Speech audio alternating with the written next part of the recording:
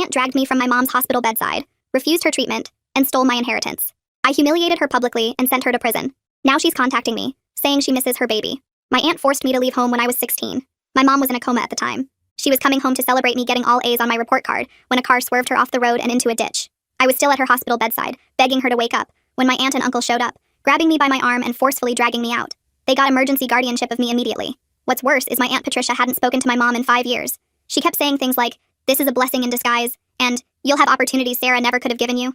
Within a week, she moved me 800 miles away to their sprawling mansion, with its manicured lawns and marble fountains that felt more like a museum than a home. The drive there was excruciating. 8 hours of staring out the window at unfamiliar landscapes, while Patricia chatted on the phone about her new responsibility, as if I were a package to be delivered. Every mile that passed took me further from my mom, and I could feel my heart physically aching with each passing road sign. Their house was enormous, with towering white columns and windows that gleamed in the sunlight. Inside, the floors were so polished I could see my reflection in them, and everything smelled of lemon furniture polish and expensive perfume. My footsteps echoed in the cavernous entryway as Patricia led me to my room, a space 3 times the size of my bedroom back home, but somehow feeling smaller and more confining. She enrolled me at Westlake Preparatory Academy, where everyone wore blazers with gold crests and spoke about summer homes in the Hamptons. On my first day, I stood frozen at the entrance, clutching my new leather backpack that still smelled of the store. Students brushed past me, their confident voices and easy laughter highlighting how much I didn't belong. The school hallways were lined with trophy cases and oil paintings of distinguished alumni, the floors gleaming with the same sterile perfection as Patricia's mansion. Patricia bought me a whole new wardrobe, replacing my comfortable jeans and hoodies with stiff designer clothes that made me feel like I was wearing someone else's skin. The shopping trips were torturous. Hours spent in high-end boutiques where salespeople fawned over Patricia, while eyeing me with barely concealed judgment. Each outfit cost more than my mom would spend on clothes for an entire year, the price tags making my stomach twist with guilt and discomfort. The fabrics itched against my skin, the collars too tight, the shoes pinching my toes, but Patricia insisted they were proper attire for a young lady of status.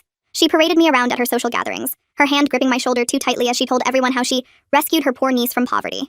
At these parties, crystal chandeliers cast prismatic rainbows across rooms filled with people whose jewelry probably cost more than my mom's car.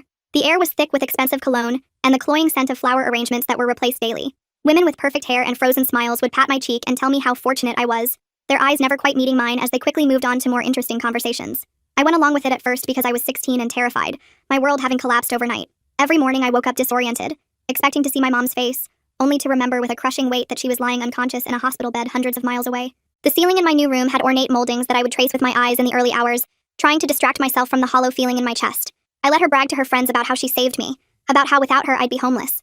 I even let her drag my mother's name through the dirt in front of others, calling her irresponsible and ill-equipped for motherhood, while I stood there, my fingernails digging into my palms, because I was too exhausted to fight. Each insult about my mom felt like a physical blow, but I swallowed my defense, the words burning in my throat like acid. But then she started to treat my grief like it was some kind of character flaw, a defect that needed correcting. Whenever I tried to talk about missing my mom, the ache in my chest that never seemed to go away, she would cut me off with a dismissive wave. "You're being dramatic," she'd say, "or dwelling on the past won't help anyone." One night I was caught crying while looking at an old photo of my mom and me at the beach, our faces sunburned and happy, sand still clinging to our shoulders. Patricia snatched the photo from my hands, her manicured nails scratching my skin. "This isn't healthy," she declared, tucking the photo into her pocket. "You need to focus on your future, not wallow in memories." The loss of that photo felt like losing a piece of my mom all over again, and I cried silently into my pillow that night, muffling the sound with my hand so Patricia wouldn't hear. That cold dismissal of my pain was when I knew something had to change. So I did something for myself and started volunteering at the children's hospital through school. The hospital smelled of antiseptic and artificial cherry air freshener, but somehow felt more like home than Patricia's mansion ever did. The fluorescent lights buzzed overhead, and the linoleum floors squeaked under my shoes.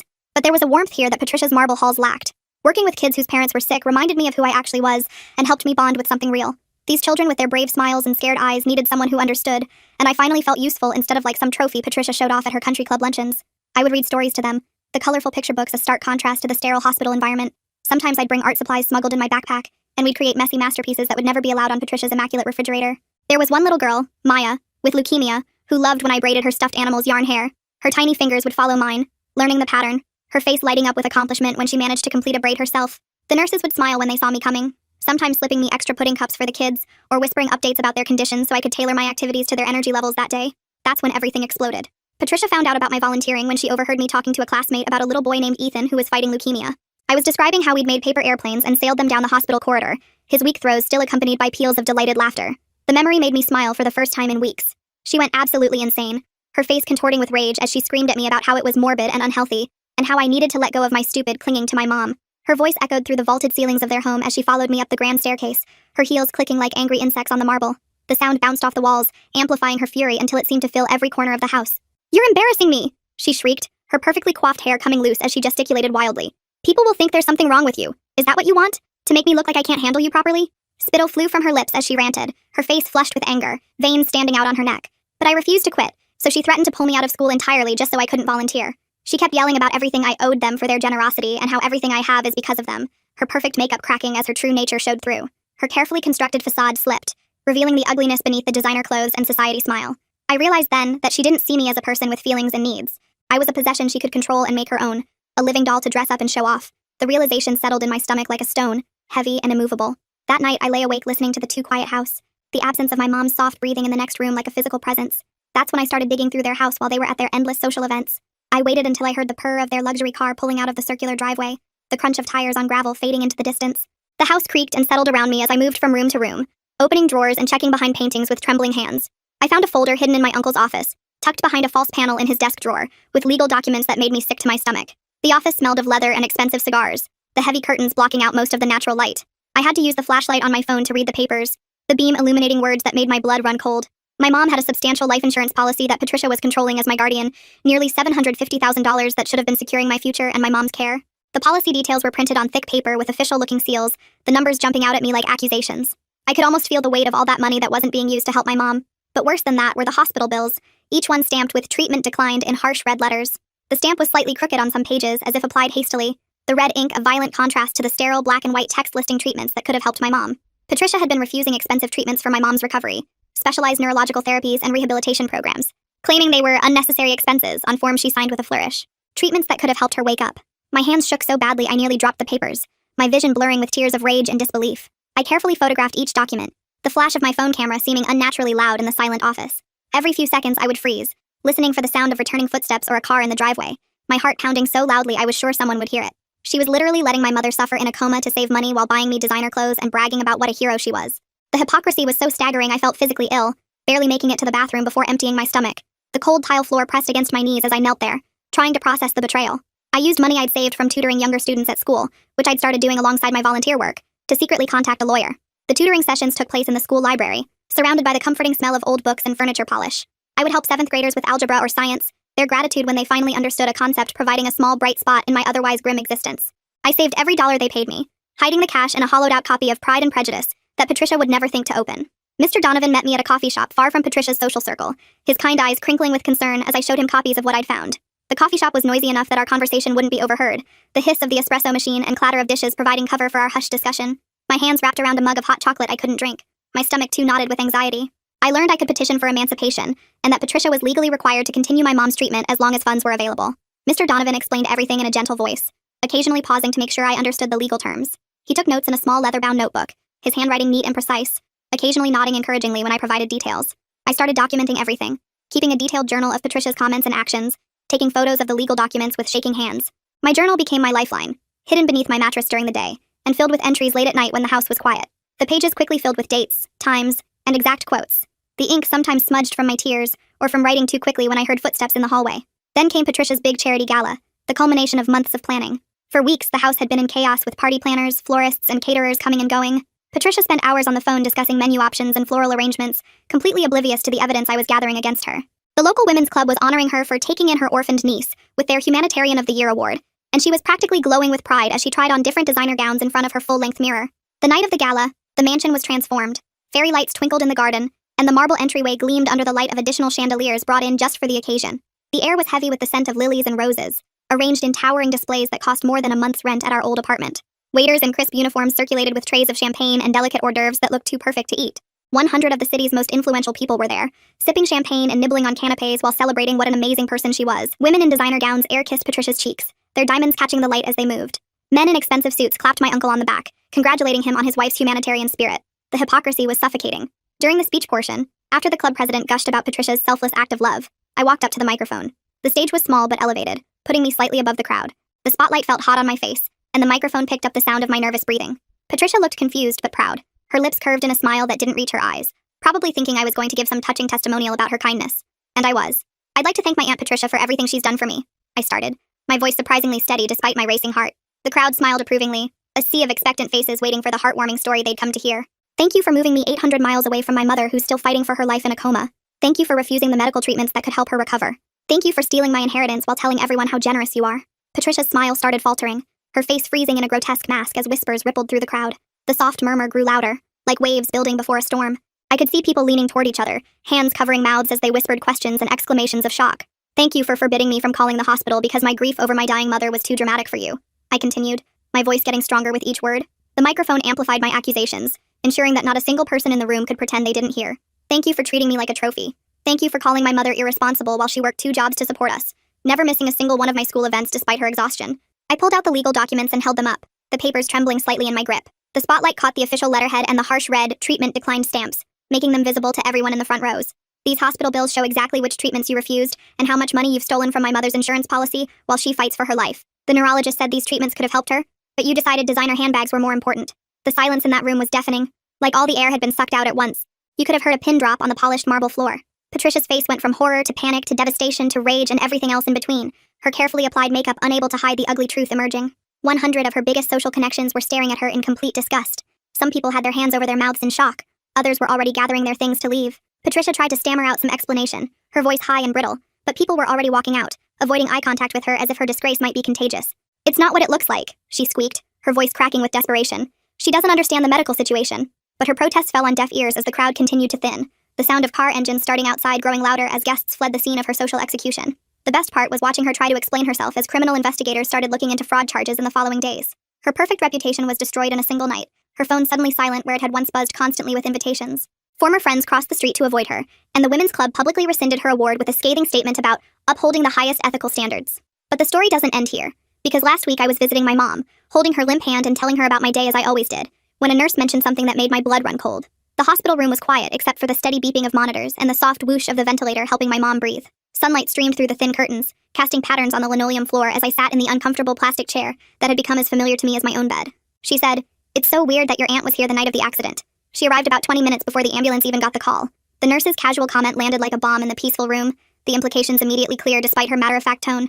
I froze, my hand gripping my mom's limp fingers so tightly that my knuckles turned white. The nurse kept organizing supplies, completely unaware of the bomb she'd just dropped. "What did you just say?" The nurse, Marcy according to her name tag, looked up from the medication cart she was restocking. "Oh, your aunt. She was here that night. I remember because she was so upset, pacing in the waiting room before they even brought your mom in." My mind raced, thoughts colliding like cars in a pileup. How could Patricia have been at the hospital before the ambulance? Before anyone even knew about the accident? It didn't make sense unless she already knew it was going to happen. The realization made my stomach lurch, bile rising in my throat as the pieces clicked into place. "Are you absolutely sure about the timing?" I asked, trying to keep my voice steady while my heart hammered against my ribs. I needed to be certain before I took this information to the police. There could be no room for doubt. Marcy nodded, her curly hair bouncing slightly. "Positive. I was starting my shift. She was already here at 8:40, but the ambulance didn't arrive until after 9. I remember checking the clock because I was supposed to be off at 9, but I stayed to help with the incoming trauma." She continued arranging supplies, unaware that her casual observation had just blown the case wide open. I thanked her and waited until she left the room before pulling out my phone with shaking hands. I called Detective Ramirez, who was handling the fraud investigation against Patricia. His deep voice sounded concerned as I explained what the nurse told me, my words tumbling out in a rush. After telling me to stay put, he arrived at the hospital 30 minutes later with another officer. They interviewed Marcy and checked the hospital security footage while I sat by my mom's bed, stroking her hair and whispering that I would find out the truth. The security office was small and cramped, filled with monitors showing different areas of the hospital. The footage from that night was grainy, but clear enough to see Patricia arriving at the time Marcy had mentioned, her designer coat and perfectly styled hair unmistakable even on the low-quality video. The timestamp confirmed it. Patricia arrived at 8:37 p.m., but the ambulance call wasn't logged until 8:58. The digital numbers in the corner of the screen provided irrefutable evidence of the timeline discrepancy. Detective Ramirez watched the footage several times, his expression growing grimmer with each viewing.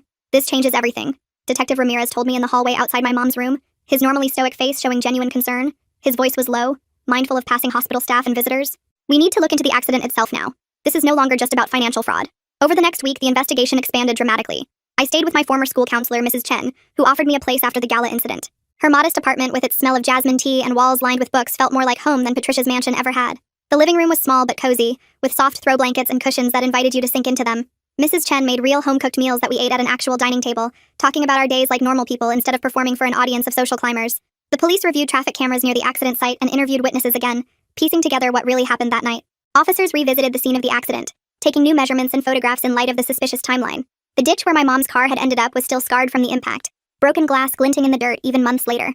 The breakthrough came when they found a gas station security camera that had captured a black SUV matching my uncle's following my mom's car just before the accident.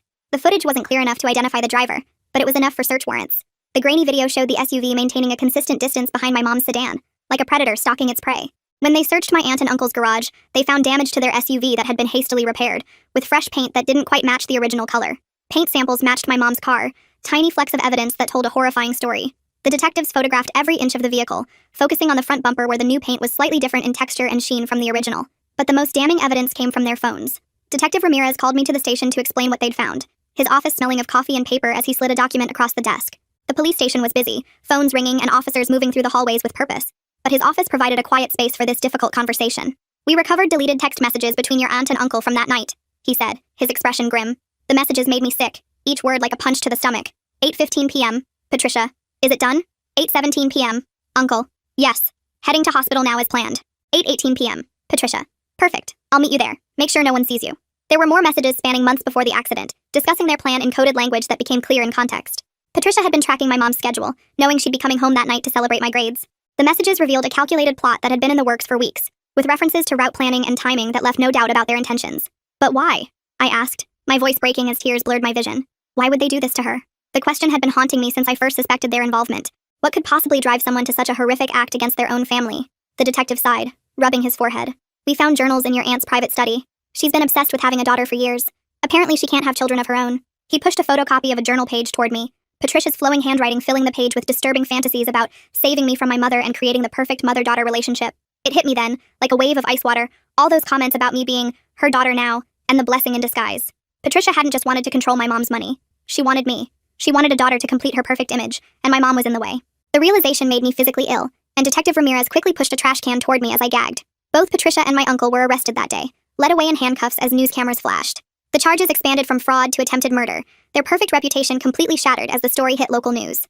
Their wealthy friends who had once celebrated them now pretended they never knew them, crossing the street to avoid reporters asking for comments. With the fraud exposed, the court appointed a different guardian for me, my mom's college roommate Elaine, and released funds from my mom's insurance for her proper treatment. Elaine was everything Patricia wasn't. Warm, genuine, and respectful of my relationship with my mom. Her small house had mismatched furniture and family photos covering the refrigerator, the kitchen always smelling of something homemade and delicious. The doctors started her on the therapies Patricia had denied her, specialized neurological treatments that might help her regain consciousness. I watched as they administered the first treatments, hope blooming in my chest for the first time in months. The medical team explained each procedure carefully, using the funds that were finally available to give my mom the best possible chance at recovery. 3 months passed in a blur of hospital visits and legal proceedings. I moved back to our hometown, staying with Elaine while finishing school.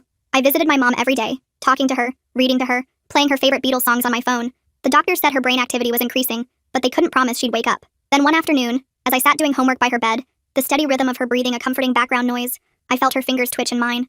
I looked up to see her eyelids fluttering, tiny movements that sent my heart racing. The pencil I'd been holding clattered to the floor as I leaned forward, hardly daring to breathe. "Mom?"